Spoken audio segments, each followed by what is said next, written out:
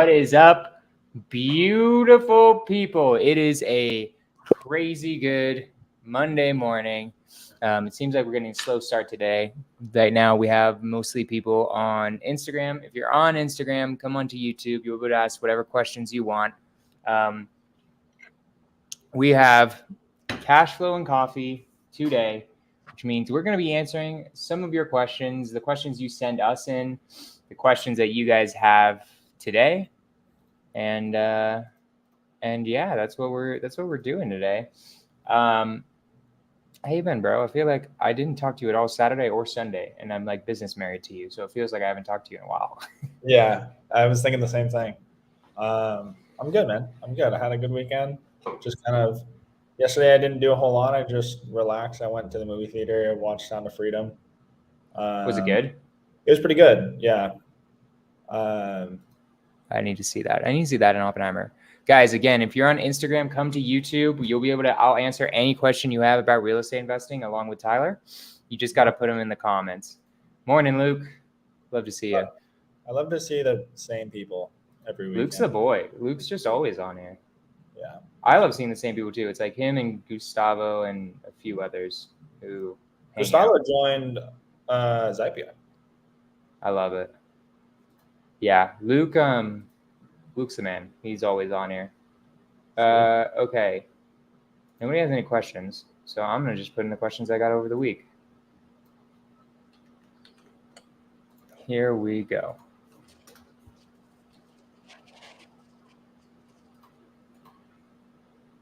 Jonah, why do you think it is when you're doing different method that nothing ends up happening? As in different outreach methods. So like you start doing direct to seller, direct to agent, start doing all sorts of, why does nothing happen? When you're doing micro flipping, when you're doing direct to agent, when you're doing direct to seller, all at the same time, why does nothing happen? Why is that a lot worse than focusing? Well, because your attention is not 100% there on your one strategy. So you're kind of like, I've answered this question before where you're just like half-assing each strategy. Although logically it seems like, it would make sense you do more things, more marketing methods, more leads, more deals, more money. But yeah, in reality, that's not quite how that works, unfortunately. Yeah. I've gone down the path, and so is Jonah. And yeah, it doesn't really work out like that. Well, here's what you're doing. I talked about this question came from after Austin's podcast. And again, guys, I'm just gonna keep saying it because there's just so many more people on IG. You actually want to see what we're doing, come on to YouTube. Yeah, I mean, it's like building, here's what it is. First off, every outreach method is different, and it's like building a different business. It's different if it's texting versus cold calling, but you're still doing direct to seller. It's really if you're doing different business strategies. That's what this person meant. And I had a metaphor that I used on Austin Zabak's podcast, which is, let's say you're trying to do micro flipping, direct to seller, and direct agent. What you're doing is you're trying to build 3 different bridges at the same time. That's what you're doing. So what you get is you get 1/3 of a bridge, but you get 3/3 of a bridge, right? Instead of one actual bridge.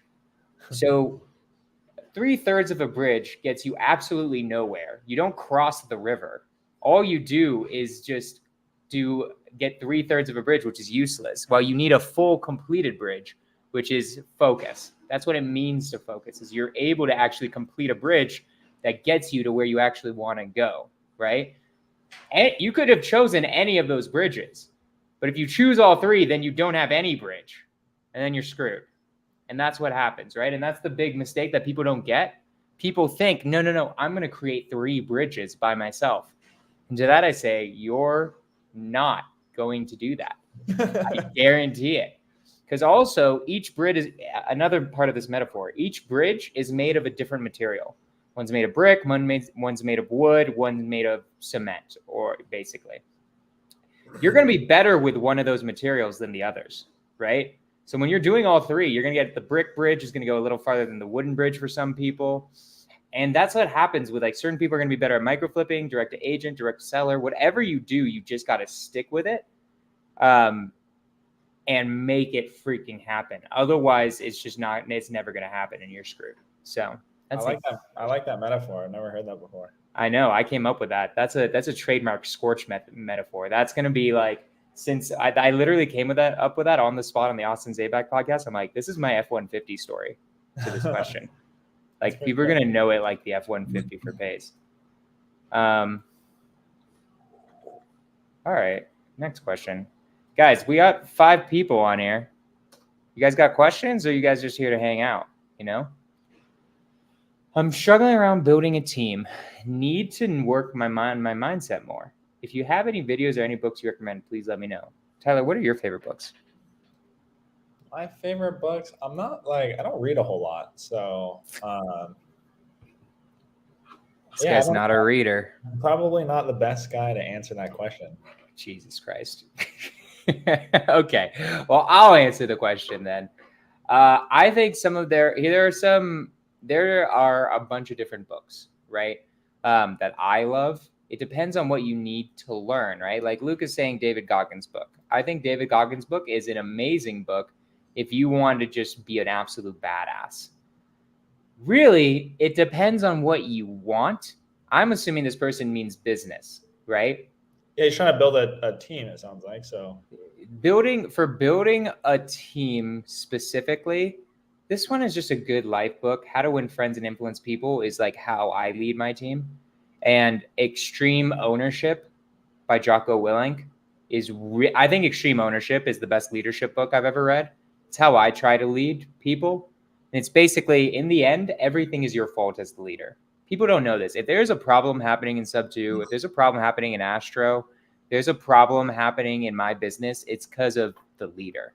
Whoever the leader is, they're doing something that's causing the rest of the organization to act a certain way. Always. It always comes back to the leader. I've realized this now, especially being part of these communities of Sub 2 and Astro. The really good things are because of the leader, and the really bad things are because of the leader. Everything goes back to the leader and their personality and how they're leading the organization. I think that book helps you realize that. And that, I think, is the first step to building a team. Now, if you mean like a specific skill like hiring, an A Method for Hiring is like my favorite hiring book. What's up, Zach? That's my favorite method for hiring. I like Outwitting the Devil. That's by Napoleon Hill, right? That's his like unknown book, right, Luke? I thought that one was pretty good. If it's the one that I'm thinking of. If that's not it at all, then whatever. There are classes like Think and Grow Rich, but I'm not as into them as the books I mentioned. There's a book by the guy who created Trainual. I think it's called the company Playbook or something like that. Ooh, did you read that? Yeah, I did read it, and I'm like 3/4 of the way through. So actually, I do read here and there. Yeah, you read Rocket Fuel, also a great book. Yeah, Rocket Fuel is a great book.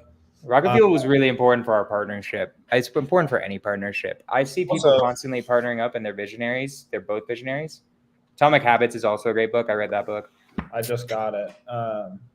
Yeah, so I'm a huge reader. So like I've read a lot of books. I think reading that's where like a lot of my ideas just come from books. Just FYI. Yeah, that's it. Reading is. I need to read more. It's just more of like reading is literally just like a cheat code. It's like, oh, I just get to talk. I basically get to talk to the most successful person at whatever I'm trying to learn at for $10. They'll answer all my questions. Yeah. So for aside from the mindset thing, the company playbook, I'm really hoping that that's the actual title of the book. It's the guy who made Trainual, so just look that up. But that book is all about scaling or creating SOPs and processes, when to start creating it, how do you know when you're ready, and then how do you know when you're ready to delegate those tasks off. Is it I think it's the business playbook. Oh, the business playbook. I think that's I just looked it up because I don't want that book is pretty good. This is a great book for you. I'm glad you're reading that. That's that seems like a COO type of book. Yeah.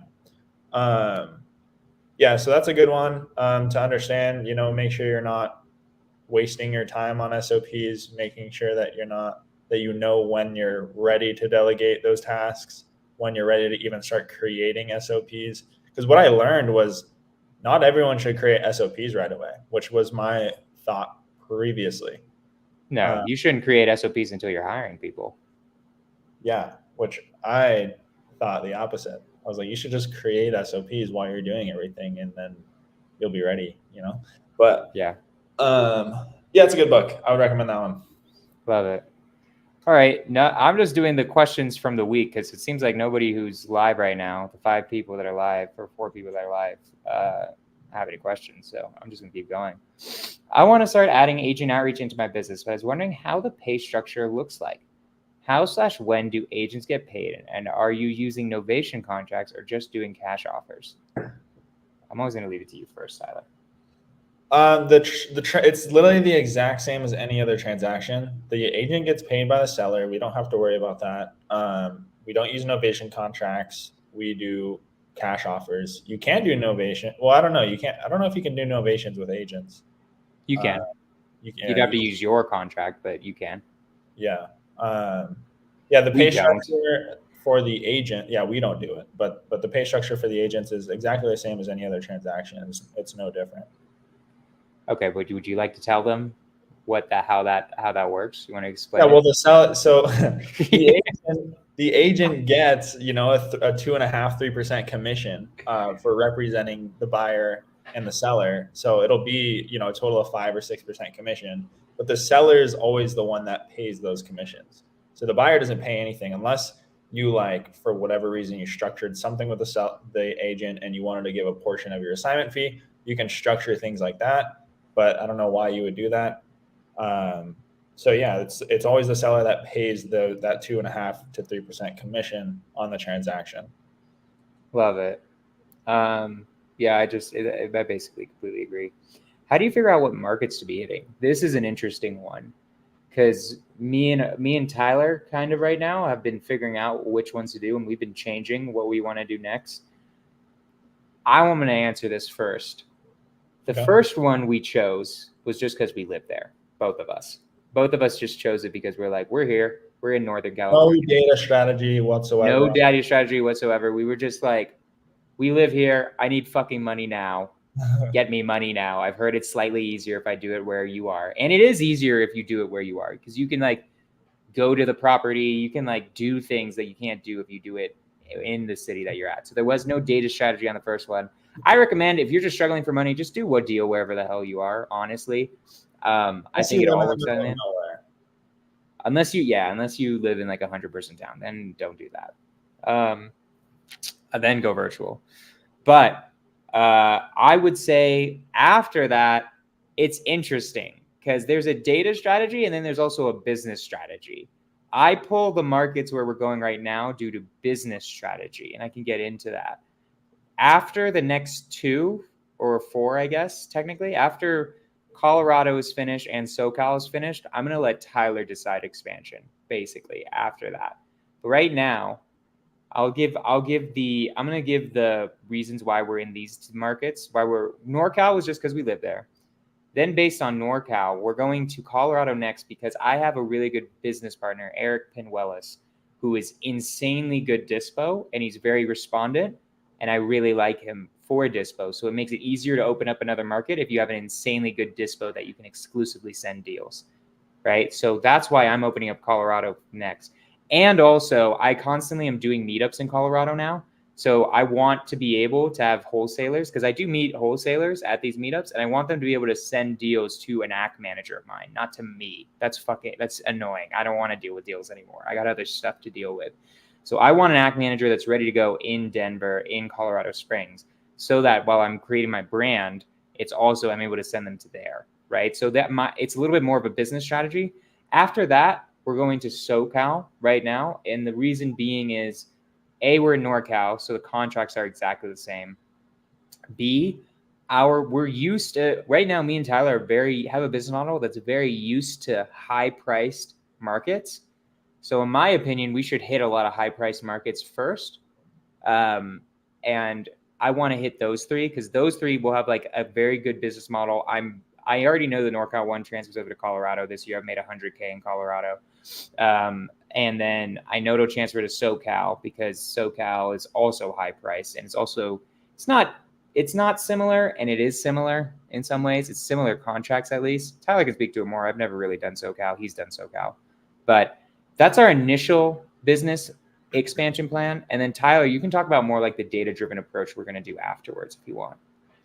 Yeah. So when it comes to data, what I'm looking for is lots of transaction volume, and that's pretty much it. It's just a bunch of transaction volume in a metropolitan area, right? So like you can use tools like Privy. What's like the minimum population? What's considered a metropolitan area?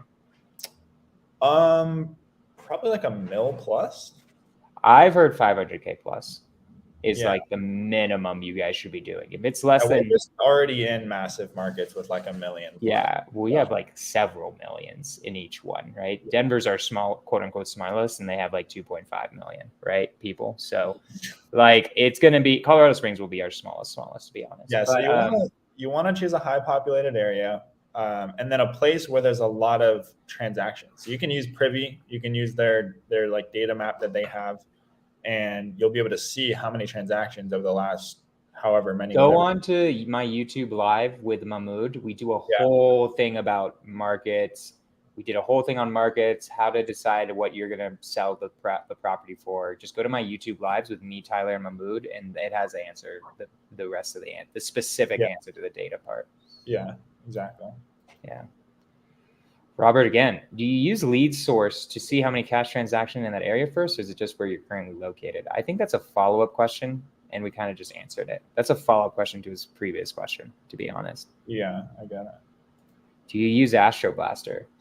We don't use Astroblaster. We actually have our own CRM that we use specifically. We resell it to people, www.zapier.com. Logan, go check it out if you want. It's $100 a month, 7-day free trial. It is basically all our templates, everything dispositions, everything micro flipping, everything we have in our business where we're making 100 to 150K a month, right? It is our proven system. Astroblaster is very good. It's a very good software for agent outreach. I've heard it doesn't really have any dispositions or micro flipping in it. It's just reaching out to agents. I've heard there's no follow-up. This is what I hear. My personal business philosophy is I don't focus on my competition. I just focus on making my product better and better and better and better. Todrick said Zapier is fire. Thank you, Todrick. It is a fire system. Logan, if you want to know about our system, go to www.zapier.com. Super cheap, super great system. I highly recommend it.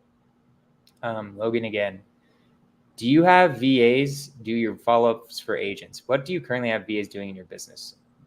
Logan, we have Zapier do our follow-ups, bro. Yeah, so talk about it. Zapier does our follow-ups. But to answer the second part of your question, our VAs do all of the actual outreach. So our VAs build the agent list. Our VAs upload the list to the CRM. Our VAs start the outreach to make sure that they're open to working with Zapier also does our outreach. Yes, Zapier automates the outreach, but the VAs like initiate it, really, is what they do. Yeah. They will have conversations with the agents just to make sure that they're open to working with investors. And if they are, they will schedule an appointment for them to speak with our acquisitions manager. And then from that point, our AC manager will take over, call the real estate agent. If they're a real estate agent that our acquisitions manager wants to work with, they move them into a stage in the pipeline that we have in Zapier, which is an active agent stage. And that is a follow-up stage. So anytime you move a contact into that active stage, it triggers a follow-up that happens every 14 to 30 days. So that agent will continuously get followed up with every single month or every single 2 weeks for potential deals. So we don't have a VA do the follow-ups. They just do the outreach, or they initiate the outreach. And then the system actually does the follow-ups until we have a deal from them. Yep. All right, back to this week's questions, because you guys ran out of questions. Okay. Yeah, it's on the front Yes. page of the website, my friend. Yeah, go to the website. We have a whole demo video of how it works. It's beautiful. Yeah. Just literally go to the website, check it out. You'll be. There's a big bouncing blue button that says watch demo. Should we disclose to an agent that we are wholesalers? That's also something I'm confused on. So we always disclose we're wholesalers to an agent, but we do it in a very specific way. So what we do is, first off, if they don't ask, all I do is I put an assignment clause in the contract. And if they accept the contract, then they know we can assign it and they have no excuse. They should know that we're wholesaling it, or we could be wholesaling it, right? If they call you and say, hey, what the hell is this assignment contract? Are you guys just wholesalers? Here's what I would say. I would say, so we are wholesalers, but we also do a bunch of different things. Dude, my co-host, bro, unbelievable. No, I'm just kidding. But my, Jesus, that distracted me. I do wholesaling, but I also do flipping and buy and holding. I do everything. So I put an assignment contract in there. If this one doesn't work out for me and I don't want to take it down myself, I'm going to assign it to one of my friends just so that we can get the ball rolling and we close and we keep our word, because the most important thing to me is keeping my word to you, right? That's what I want to do. That's what I do more than anything else. So that's why we always put that assignment clause in there. I love in sales making something that should be a loss into a win. That's how you do it. Is like, you're like, no, I'm doing this so that I can keep my promises to you. I need you to understand that, right? I love doing that. Reach out to me if you want honest opinion on Zapier. Todrick, reach out to Todrick. He knows Zapier. He'll give the honest opinion of what's good and bad, right? It's not a perfect system. There's definitely some things that we're working on right now, like ChatGPT, but he'll give you like what he thinks is good and what he thinks is bad. Do you ever call agents or just text? I saw your video with John Galani. You said you do both. Could you explain more what your process is on getting agents into your agent outreach pipeline? I just explained. Okay. Yeah, just real quick, just explain your entire business. Come on, man. Should I show that flow chart again? What flow chart? Remember that flow chart of how all the leads and deals move through? Yeah, show the flow chart. Why not? Let's add some crazy value. Logan, take a video of this. This is going to be some fire. This is where the fuego comes out, right? Let me know if you can share your screen. You're about to get the sauce from our business, bro. It's about to be crazy how fired up this is. All right. I'm going to share my screen.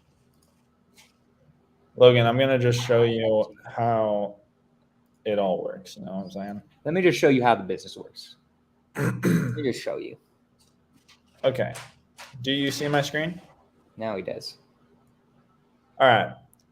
So this is an overview of how the flow of our business works. How do we make this? Hold on. There we go. Okay. So I'm make this full screen. You're not full screen. Click that full screen button on the lower right. It's kind of hard to see. See the lower right full screen? Yeah, there you go. Is that better? Now everyone can see it. Yep. Beautiful. Okay. So this is where it really starts, is with our acquisition specialist, which is our VA. The only thing with full screen, it doesn't let me zoom. Oh, there we go. All right. So it starts with our acquisition specialist. This is the person, like I mentioned earlier, is the one who builds the list. And so that list is built from realtor.com. It's built from brokerage websites, batch leads, PropStream, whatever. They'll import that list into Zapier and then actually initiate that outreach to the agent list. The system will start texting the agents. Then the VAs, our acquisition specialists, will vet those agents to make sure that they're open to working with wholesalers or investors, rather. And then they'll schedule an intro call for our acquisitions manager for them to speak with our acquisitions manager. So then that lead then gets transferred to our acquisitions manager, who makes the intro call. If that intro call went well, they'll add them to the follow-up, and then the agents will just continuously get followed up with to collect properties.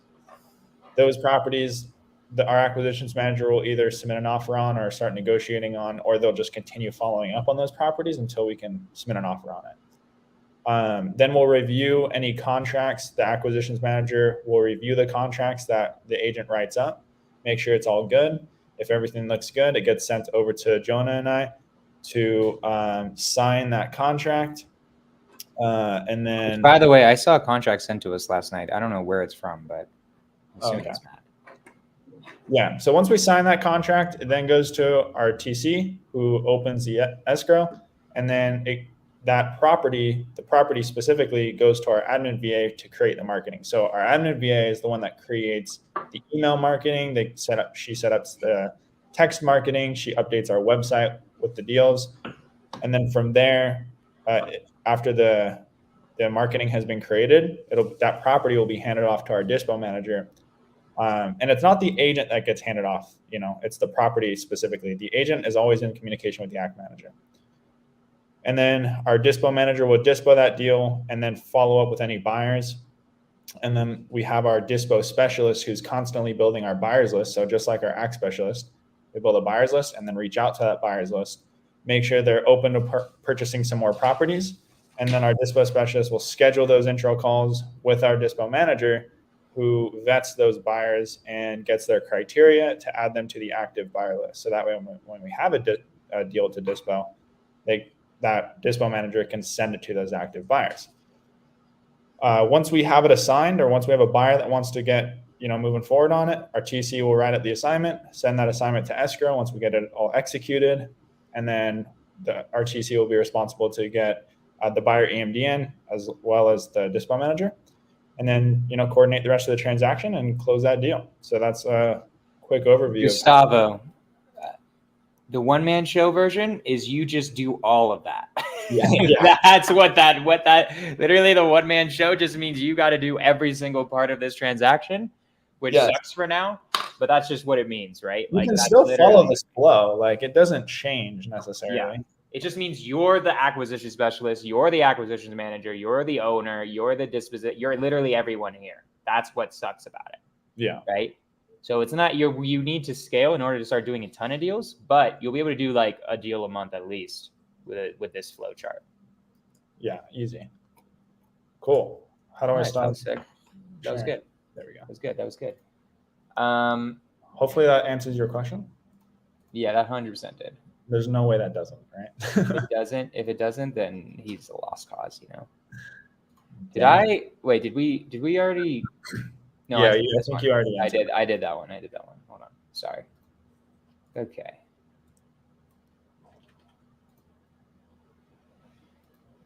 True, bro. They are game changing, dude. That's what I'm saying. Bro, you will learn more in these lives. You learn more in these lives than any other live on the internet. Guaranteed. It's a fact. That's a fact. That's an objective fact, by the way. That's a Guinness Book World Record approved. My guy, Joe. Joe, go get Zypier. Trust me, it's the best. I agree. I added it's the best, but What is the difference between MLS agent outreach and non-MLS agent outreach? They are not affiliated with a brokerage. No. All agents are affiliated with a brokerage, or they're not an agent.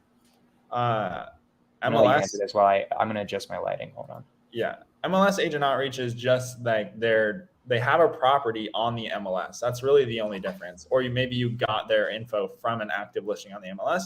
Non-MLS is like they're still an agent. They just don't have an active listing that you're reaching out specifically on. So that's really it. Like we have in Zypier, we have two different outreach methods. One is MLS agent outreach. One is for non-MLS agent outreach. Really, the only difference is that the outreach message is slightly different. One's targeting the listing, one's not targeting the listing. But both are great either way, just to make that agent connection, even if you're not going after their MLS listing. But yeah, they're still agents. The brokerage has nothing to do with it. Every agent has a brokerage. So when I think of MLS agent outreach, what I'm thinking is the person is trying to find properties on the MLS. That's their acquisition strategy for properties. What Tyler and I do is we acquire agent relationships from the MLS as well as not on the MLS. Our goal is to make relationships with agents. That will naturally bring properties, which is also our goal. But we don't care that much.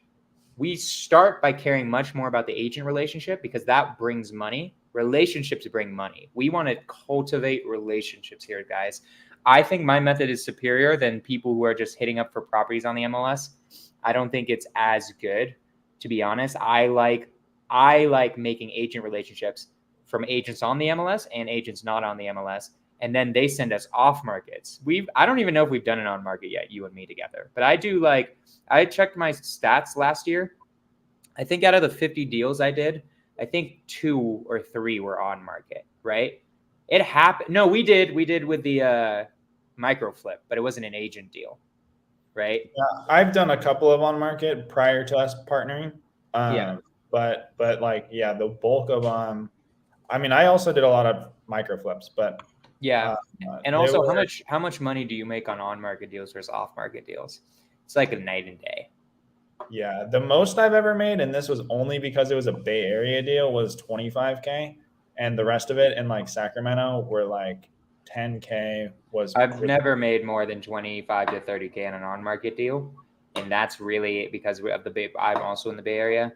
Well, I've made 150K on off market agent deals. The spreads are just insane. So if you're actually there to build a relationship and really get into it, I think it's a superior method. I don't think on market is scalable in the same way that agent relationships is. So Logan, I think you get agents from both the MLS and not the MLS. That's the point. But agent relationships will always beat it in the end. So yeah, that's what I think about it. Do we have any other questions? We got one more in my saved over the week. How many texts per day is manageable for one person? I think I can handle 30 intro calls. What do you have about that, Tyler? I mean, when I first started doing agent outreach prior to, or when I attempted, I should say, not when I started, when I attempted to do agent outreach by myself prior to me and Jonah partnering, he told me to do 150 texts per day. And I did that, but I was also doing everything else in my business. And I was getting overwhelmed with 150 personally. So I think depends on if you only have an agent outreach business or if you're trying to build 3 freaking bridges like we talked about earlier, right? Yeah. You won't get overwhelmed if you're just doing agent outreach. But if you're also micro flipping and doing all sorts of other stuff, it won't work. Just in the same way, like this was hilarious. I'm sorry I'm interrupting, but this is just a really good story. We transferred over all of my wholesalers to our acquisition manager and our AC specialist. And basically all of them didn't like me that much. You want to know why all of them didn't like me that much, guys? It's because I wasn't responsive, because I wasn't focusing on them at all, because I was half-assing it, and I was focusing too much on agents, because micro flipping is another separate business. So guys, this just comes back to the 3 bridges metaphor. Yeah. So if you're doing literally nothing other than like just outreach, I think you can easily manage 150 texts per day. How much do our AC managers do? 200, 250? But that's good. Remember, AC managers, all they have to do are the calls. We have other people doing the other calls. So the acquisition specialist will send right around 300 maybe per day per VA. And then each AC manager has their own VA. And our AC manager is ultimately out of that 300 getting 20 a day, 15 to 20 a day. Brand new agents into the CRM. And if you're doing it by yourself, your conversion rates should actually be higher than that. Because what happens with VAs is that your conversion rate is slightly lower, but you're doing way more volume, so you're getting more agents anyways. And very soon we'll have ChatGPT just doing it for you in Zapier. So then we'll all have the same quality, and it's all going to be amazing. Yeah, what he said. That's going to be sick. We're like 2 weeks away from that, I bet. What's the best way to find quality agents? Do you still call all the agents of the city or specifically investor-friendly agents? Logan, the best way is brokerage lists, in my opinion. I think the best way is go to compass.com. You click on find an agent, click on your county, and you'll find all the agents, all the phone numbers. That's the best data. You're going straight to the source. There are other ways too. PropStream, if you want to find MLS agents. Tyler and I buy lists sometimes, but that is easily the best and most accurate data, in my opinion. If you want to spend a couple $100 on a really massive list, just go to Dr. Bill Real Estate Agents, and you can find a list on there for a couple $100. I always recommend that for like your first list, just to get a massive list starting off. You can get, depending on your market, like Sacramento County alone has 12,000 agents on that list for $300, I think. So you can get a pretty solid list. Also depends. Brokerage lists are free. So how broke are you? Yeah, if you don't have a few $100, you're gonna have to go on. You're gonna have to do it the freeway. But how many agents do you pull a week? I don't. Well, I kind of already answered that. Our AC managers are adding about 15 to 20 new wholesalers every single day to the CRM. Agents. Agents. And yeah, so do the math on that times. I think he means how many agents are you putting into the CRM every single day? Just like a list. Well, how many are we outreaching? I don't even know. Pull is a very subjective. Pull is a very subjective word. When you text agents, do you schedule a call through text or do you just call them as soon as they respond? That's a good question. We schedule a call through text. That took us a long time to figure out. We had to test both methods because I used to just call them. But scheduling a call ends up being a lot better, especially if you're dealing with hundreds of agents, because it actually schedules out your day and it keeps you in a time block. So then you become way more efficient. Yeah. So there are agents, though, that are interested in working with you, but they don't want to schedule a call. So this is something I haven't actually talked to you about this yet, Jonah. But over the weekend, I've been thinking about this a lot because with the AI, there are some times where agents won't want to schedule a call. So like, what do you do there? But they're interested in working with you. We'll just have a handoff to our AC manager where it'll just be like, hey, this one's showing some interest. But they're being a little bit difficult in scheduling a call. Just time block some time out in your day to just call these agents and see if you can potentially just hit an intro call or something. Why'd you need to talk to me about that? You have the problem and the solution. I know, because I just thought of the solution this weekend. So, but you didn't even tell me about the problem. I don't really need to tell you. I just, since we're here, only bring me problems and money. How many text X do you send out to set up Y intro calls to agents? Like 100 text sets up 20 calls. I'm trying to send text during the day to set up calls to call right after work. That's you, it's man. It's like 200 to 300 to set up 20 calls a day, probably. Especially if you're doing it by yourself, you should be about 10% conversion. Yeah, there we go. That's about it. Bro, Luke, how are you not on Zapier? Yeah. Right? How long have you been using Luke, you've been following me, and no, he's been on since I was doing the IG lives with John. Dude, we've had phone calls before. This guy's screwing up. He already knows the correct answer is agent outreach through Zapier. And he's just not doing it. How long are your intro calls? Mine go from 2 minutes to 8 minutes sometimes. I'd say that's about right. Ideally below 5 minutes, but sometimes if they have a property, you'll go to 8-10 minutes, right? That's about right. Yeah. Yeah. So it depends. If we they don't have a property calls to be 5 minutes. They have a property. Don't go higher than that. Luke, I know AB's dope.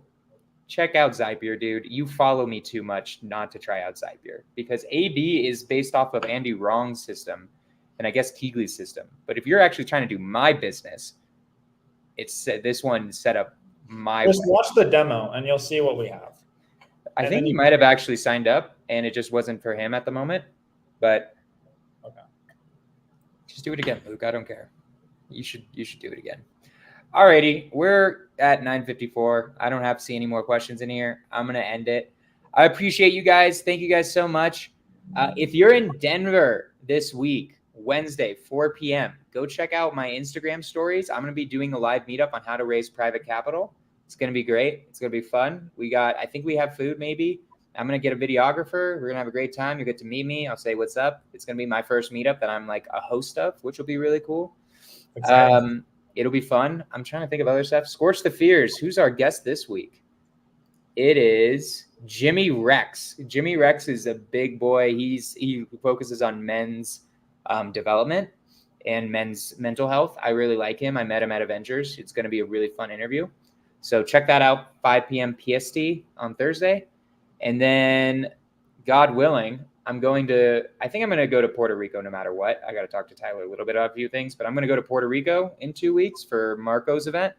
If y'all are trying to go there, come say hi. It's going to be great. Hit me up, DM me on IG if you want to see me in Puerto Rico in 2 weeks. And I'll be in SF at the beginning of September. So anyone who's in SF, let me know on that too.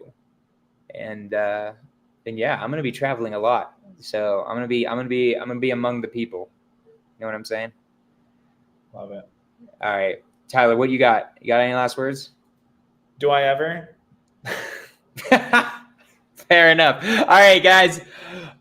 We will see y'all next week.